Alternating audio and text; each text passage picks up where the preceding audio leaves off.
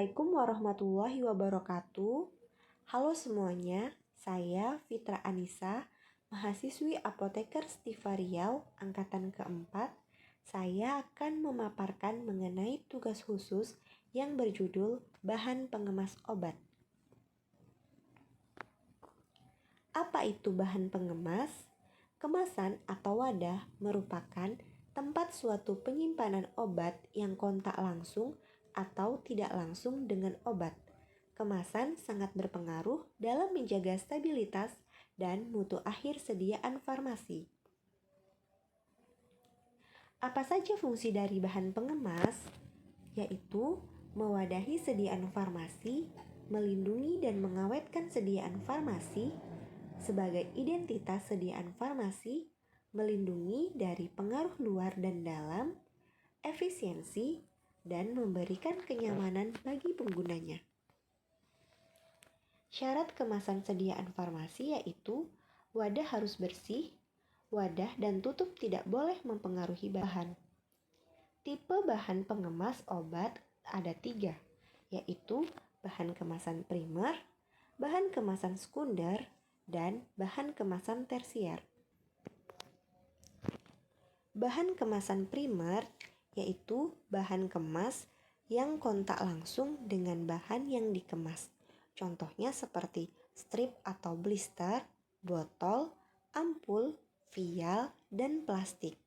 Bahan kemasan sekunder merupakan pembungkus selanjutnya setelah kemasan primer. Biasanya dikenal dengan inner box. Kemudian bahan kemasan tersier yaitu merupakan pembungkus setelah kemasan sekunder, biasanya berupa outer box. Kemasan strip atau blister merupakan kemasan dosis tunggal yang biasanya untuk sediaan padat per oral.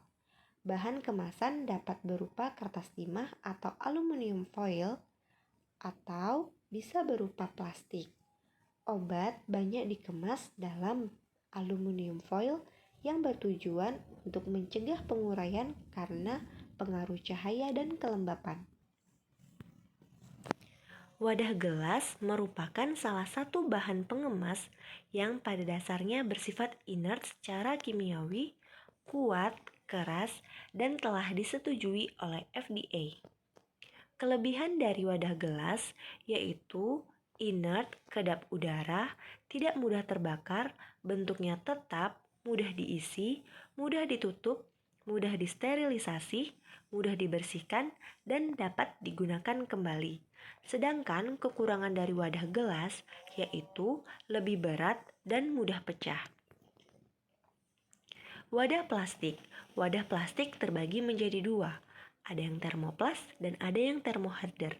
Thermoplas lunak jika dipanaskan dan akan mengeras jika didinginkan. Dapat dibentuk ulang dengan proses pemanasan dan larut dalam solvent organik.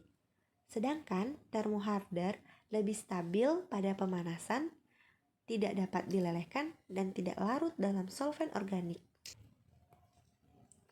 Beberapa faktor yang menyebabkan industri farmasi semakin banyak menggunakan wadah plastik yaitu jika dibandingkan dengan wadah gelas, wadah plastik beratnya lebih ringan dan lebih tahan terhadap benturan.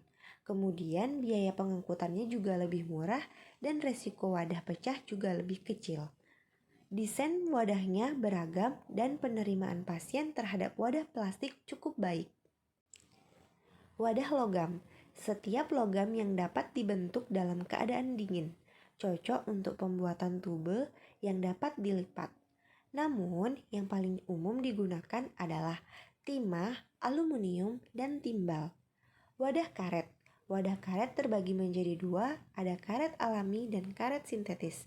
Karet alami diperoleh dari lateks atau getah. Karet sintetis memiliki sifat lebih resisten terhadap temperatur tinggi dan waktu, serta lebih mahal dibandingkan karet alami.